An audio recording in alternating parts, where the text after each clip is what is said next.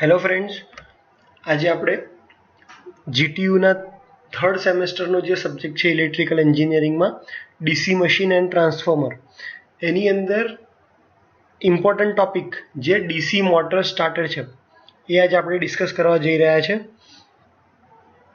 Basically DC મશીનની અંદર બે પાર્ટ્સ છે, ડીસી જનરેટર અને ડીસી મોટર. ડીસી જનરેટર જે છે એની અંદર ઇનપુટ તરીકે આપણે મિકેનિકલ એનર્જી આપીએ છીએ, જ્યારે ડીસી મોટરમાં આપણે ઇનપુટ તરીકે ઇલેક્ટ્રિકલ એનર્જી આપીએ છીએ. તો જ્યાં તમે મિકેનિકલ એનર્જી આપો છો ત્યાં તમારે કંટ્રોલ એક્શન રિક્વાયર્ડ નથી. જ્યાં તમે ઇલેક્ટ્રિકલ એનર્જી આપો છો ત્યાં કોઈ કારણસર જો અંદર શોર્ટ સર્કિટ થઈ તો એ વધારે હેવી કરંટ ખેંચે અને તમારો ફ્યુઝ ડેમેજ થઈ જાય. એ રીઝનથી હંમેશા જ્યાં તમે ઇનપુટમાં એઝ એ ઇલેક્ટ્રિકલ એનર્જી આપો છો ત્યાં સેફ્ટી રિક્વાયરમેન્ટ રાખવી જરૂરી છે. આપણે જે સ્ટાર્ટર યુઝ કરવાના છે એ હંમેશા ડીસી મોટરમાં જ યુઝ થશે, નહીં કે જનરેટરમાં. ડીસી મોટર માટે સ્ટાર્ટરની રિક્વાયરમેન્ટ શું છે એના માટે તમને ડીસી મોટરનો વર્કિંગ પ્રિન્સિપલ ખબર હોવી જોઈએ, કે જે શું કહે છે કે whenever current carrying conductor placed in a magnetic field, magnetic ફિલ્ડમાં જો તમે કરંટ કેરિંગ કંડક્ટર મૂકો તો તે ફોર્સ એક્સપિરિયન્સ કરે અને મોટર રોટેટ થવાનું સ્ટાર્ટ કરે. જેવી મોટર રોટેટ થવાનું સ્ટાર્ટ કરશે, હવે કંડક્ટર છે એ રોટેટિંગ ડાયરેક્શનમાં છે અને મેગ્નેટિક ફિલ્ડ પ્રેઝન્ટ છે, તો એમાં જનરેટરના પ્રિન્સિપલને લીધે કંડક્ટરની અંદર EMF પ્રોડ્યુસ થશે, જેને આપણે બેક EMF કહેશું. અને સ્ટાર્ટરની રિક્વાયરમેન્ટ પાછળનું મેઇન રીઝન જે છે એ આ બેક EMF પ્રોડ્યુસ થાય છે એ છે. આપણે પહેલા જોઈ લઈએ બેક EMF ની જે ઇક્વેશન છે. Back EMF EB equal to 5ZNP divided by 60A. આમાંથી બેક EMF ડાયરેક્ટલી ડિપેન્ડ કરે છે phi અને n ઉપર, એટલે કે સ્પીડ અને ફ્લક્સ ઉપર, જ્યારે પોલ કંડક્ટર 60A આ કોન્સ્ટન્ટ છે. n એ સ્પીડ છે. સ્પીડ જો કોન્સ્ટન્ટ હોય તો બેક EMF ડાયરેક્ટ ફ્લક્સ ઉપર ડિપેન્ડ કરે. ડીસી મોટરમાં સ્ટાર્ટિંગમાં મોટર ઝીરો કન્ડિશન, મોટરની સ્પીડ જે હોય છે તે ઝીરો છે, એટલા માટે બેક EMF પણ ઝીરો થઈ જશે. હવે બેક EMF જો ઝીરો થાય તો મોટરનું ઇક્વેશન છે એ E equal to EB plus IARA. EBની વેલ્યુ ઝીરો થશે તો E ઇક્વલ ટુ IARA. અને જો સ્ટાર્ટિંગ કરંટની વાત કરીએ તો આર્મેચર IA ઇક્વલ ટુ થશે ERA, જ્યાં RA છે આર્મેચરનો રેઝિસ્ટન્સ. જનરલી આર્મેચર કંડક્ટરનું બનેલું હોય, કોપર મટીરિયલનું બનેલું છે, જેનો રેઝિસ્ટન્સ બહુ જ ઓછો છે. સપોઝ એક્ઝામ્પલ લઈએ, આપણે મોટરને ઇનપુટ વોલ્ટેજ આપીએ છીએ 220 વોલ્ટ, આર્મેચરની વેલ્યુ છે 0.5 એમ્પિયર, તો સ્ટાર્ટિંગ કરંટ થઈ જશે 440 એમ્પિયર, જે ખૂબ જ વધારે છે. તેથી કરી આપણે સ્ટાર્ટિંગ કરંટને ઘટાડવો ખૂબ જરૂરી છે. કેમ? કારણ કે સ્ટાર્ટિંગમાં બેક EMF ની વેલ્યુ કેવી હોય છે? ઝીરો. રનિંગ કન્ડિશનમાં બેક EMF પ્રેઝન્ટ છે કારણ કે સ્પીડ પ્રેઝન્ટ છે, એટલા માટે રનિંગ કન્ડિશનમાં તમને સ્ટાર્ટરની જરૂર નહીં પડે. ખાલી સ્ટાર્ટિંગમાં હાઈ કરંટને લિમિટ કરવા માટે આપણે સ્ટાર્ટરને યુઝ કરીએ છીએ. એક સિમ્પલ એક્ઝામ્પલની વાત કરીએ. અહીંયા મારો સપ્લાય છે પોઝિટિવ નેગેટિવ ડીસી સપ્લાય, જેને મારે મોટરને આપવો છે. તો અહીંયા જે કરંટ ફ્લો થવાનો છે હાઈ કરંટ, એ કોના પર ડિપેન્ડ કરે છે? સપ્લાય વોલ્ટેજ અને આર્મેચર રેઝિસ્ટન્સ. આર્મેચર રેઝિસ્ટન્સને આપણે ચેન્જ નહીં કરી શકીએ કારણ કે મોટરની અંદર છે. તો હું વોલ્ટેજને કંટ્રોલ કરી શકું, અને વોલ્ટેજને મારે કઈ રીતે કંટ્રોલ કરવાનો છે કે સ્ટાર્ટિંગમાં એની વેલ્યુ ઓછી રાખવાની છે, જેથી કરીને કરંટની વેલ્યુ લિમિટ થાય. જેમ જેમ મોટરની સ્પીડ વધતી જશે તેમ તેમ હું વોલ્ટેજ વધારતો જઈશ. તો અહીંયા આપણે જે લીધું છે એ છે વેરિયેબલ રેઝિસ્ટન્સ.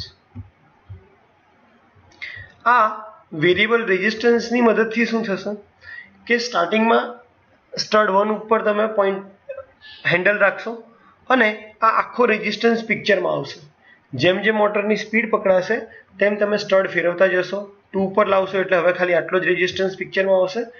એમ એમ તમે આમ જે રેઝિસ્ટન્સનો આમ છે ફેરવતા જશો, પાંચમા પોઈન્ટ ઉપર કે આ પોઈન્ટ ઉપર આવશો ત્યારે બધો રેઝિસ્ટન્સ કટ થઈ જશે અને મોટરને ફૂલ વોલ્ટેજ મળશે. હવે આપણો મેઇન ટોપિક, આપણે જે સ્ટાર્ટર ભણવાના છે. તો 3 different type of starter available છે. 2 પોઈન્ટ સ્ટાર્ટર, 3 પોઈન્ટ સ્ટાર્ટર અને 4 point starter. 2 point starter DC series motor માટે યુઝ થાય છે. 3 પોઈન્ટ સ્ટાર્ટર DC શન્ટ અને કમ્પાઉન્ડ મોટર માટે, અને 4 પોઈન્ટ સ્ટાર્ટર DC શન્ટ અને કમ્પાઉન્ડ મોટર માટે યુઝ થાય છે. ખાલી 3 પોઈન્ટ સ્ટાર્ટરમાં જે ડિસએડવાન્ટેજ છે તે 4 પોઈન્ટ સ્ટાર્ટરમાં આપણે રિમૂવ કરીએ છીએ. હવે એક એક કરીને આપણે ડાયાગ્રામ સમજીએ. કરીએ 3 પોઈન્ટ સ્ટાર્ટરની. તો 3 પોઈન્ટ સ્ટાર્ટર છે શન્ટ મોટર માટે યુઝ થાય છે. શન્ટ એટલે કે પેરેલલ, એટલે કે આર્મેચર અને શન્ટ ફિલ્ડ વાઇન્ડિંગ બંનેના પાથ પેરેલલમાં હશે. બંનેને સપ્લાય આપવા માટે આઉટગોઈંગ ટર્મિનલ A અને F, એટલે કે 3 પોઈન્ટ સ્ટાર્ટરમાં આપણે જે 3 પોઈન્ટ કહીએ છીએ એ છે L, A અને F. L એટલે કે લાઇન, A એટલે કે આર્મેચર, F એટલે કે ફિલ્ડ. 3 પોઈન્ટ સ્ટાર્ટર ખાલી શન્ટ અને કમ્પાઉન્ડ મોટર માટે જ યુઝ થાય છે. L હંમેશા તમારો ઇનકમિંગ ટર્મિનલ હશે, એટલે કે સપ્લાયમાંથી L માં ઇનકમિંગ જશે. A અને F આઉટગોઈંગ ટર્મિનલ છે, જેમાં A પોઈન્ટમાંથી આર્મેચરમાં જશે અને F પોઈન્ટમાંથી ફિલ્ડમાં જશે. નો વોલ્ટ કોઇલ અને ઓવરલોડ રિલીઝ કોઇલ એ મોટર માટેની પ્રોટેક્ટિંગ ડિવાઇસ છે. સ્ટાર્ટરનું કનેક્શન સેમ જ રહેશે, જે તમારું DC સપ્લાય છે અને DC મોટર છે એની વચ્ચે સ્ટાર્ટર હશે. સર્કિટ ડાયાગ્રામમાં એક ચેન્જ થશે. અહીંયા રનિંગ કન્ડિશનમાંથી તમારી પાસે ડાયરેક્ટ ફિલ્ડમાં જતું હતું, પણ અહીંયા શન્ટ મોટર છે એટલે કે ફિલ્ડ અને આર્મેચર એકબીજાની પેરેલલમાં છે, તો તમને 2 પોઈન્ટ અલગ અલગ મળશે, L, F અને A.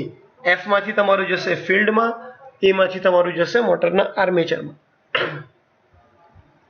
કનેક્શનની વાત કરીએ તો પ્લસ સપ્લાયમાંથી કરંટ સ્ટાર્ટ થશે, L ની અંદર જશે ઇનકમિંગ, L માં અંદર ઓવરલોડ રિલીઝ, કારણ કે ઓવરલોડ રિલીઝ હંમેશા સર્કિટની સિરીઝમાં હશે. નો વોલ્ટ રિલીઝ કોઇલ હંમેશા સર્કિટની પેરેલલમાં હશે. તો ઓવરલોડ કોઇલમાં થઈને સ્પ્રિંગ કંટ્રોલમાં થઈ સ્ટાર્ટર હેન્ડલમાં જશે. સ્ટાર્ટર હેન્ડલ સ્ટાર્ટિંગમાં ઓફ કન્ડિશનમાં હશે, ત્યાંથી જેવું એ 1 નંબરની પોઝિશનમાં કનેક્ટ થશે. તો હવે કરંટનો પાથ જો 1 નંબર ઉપર કરંટ પાસે 2 પાથ છે, એક R1, R2, R3, R4, R5 થઈ અને ડાયરેક્ટ જશે આર્મેચરની અંદર.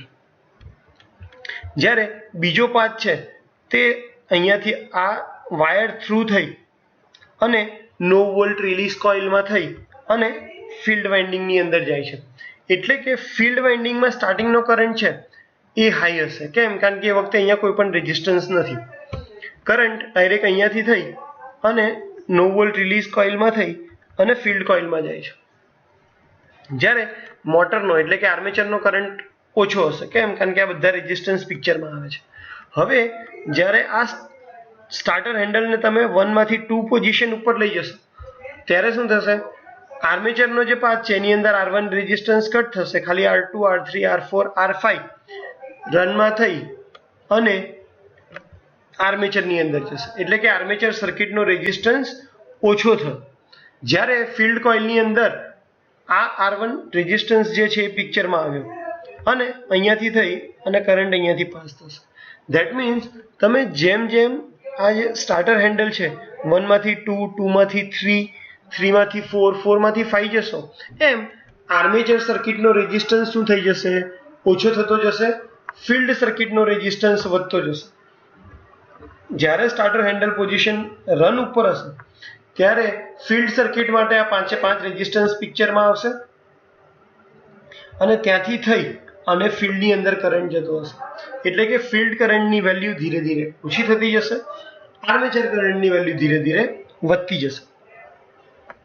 આપણો ઇન્ટેન્શન પણ એ જ છે કે સ્ટાર્ટિંગમાં આપણે મોટરને ઓછો વોલ્ટેજ આપીએ.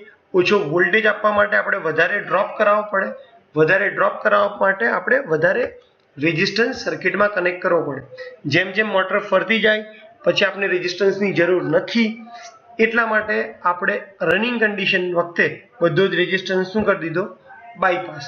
ફિલ્ડ કરંટમાં આપણે ચાહીએ છીએ બને એટલો ઓછો કરંટ જાય, તેથી કરીને R1, R2, R3, R4, I5 R5 આ બધા જ રેઝિસ્ટન્સ પિક્ચરમાં આવશે ફિલ્ડ સર્કિટની. તો ઓપરેશન બાકી સિમ્પલ જ છે. ડિસએડવાન્ટેજ એક એ થશે કે જ્યારે બહુ જ ઓછો કરંટ પાસ થતો હશે, મોટર ઓલમોસ્ટ નો લોડ કન્ડિશન ઉપર હશે, ત્યારે ફિલ્ડ કોઇલમાંથી જે કરંટ પાસ થતો હશે એ બહુ જ ઓછો થઈ જશે, કારણ કે રેઝિસ્ટન્સ પિક્ચરમાં આવે છે. તો આને લીધે ઘણીવાર શું થશે કે બહુ જ ઓછા કરંટ જે ફિલ્ડ કોઇલમાંથી પાસ થાય છે એના લીધે નો વોલ્ટ રિલીઝ કોઇલમાંથી પણ ઓછો કરંટ પાસ થશે. તો આનું મેગ્નેટિઝમ ઓછું હશે, તો બની શકે કે આ મેગ્નેટને એટ્રેક્ટ નહીં કરી રાખે અને આ સ્ટાર્ટર હેન્ડલ પોતાની પોઝિશન ઉપર પાછું જતું રહેશે.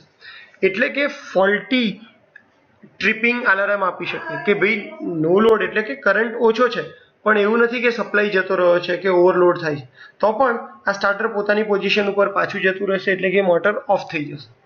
તો 3 પોઈન્ટ સ્ટાર્ટરની અંદર આ એક ડિસએડવાન્ટેજ છે કે જ્યારે મોટર બહુ જ ઓછો કરંટ ખેંચતી હશે ત્યારે ફિલ્ડ કોઇલનો કરંટ પણ ઓછો થશે, જેના લીધે મેગ્નેટ પોતાનું મેગ્નેટિઝમ લૂઝ કરશે અને સોફ્ટ આયર્ન પોતાનું પોઝિશન ઉપર પાછો આવશે, તો મોટર બંધ થઈ જશે. આ એક જ ડિસએડવાન્ટેજ છે જે તમે 4 પોઈન્ટ સ્ટાર્ટરની અંદર દૂર કરી શકો છો. Otherwise most popular starter 3 point starter જ છે જે નોર્મલી યુઝ થતું હોય છે. 3 પોઈન્ટ સ્ટાર્ટર કંઈક આવું દેખાય છે.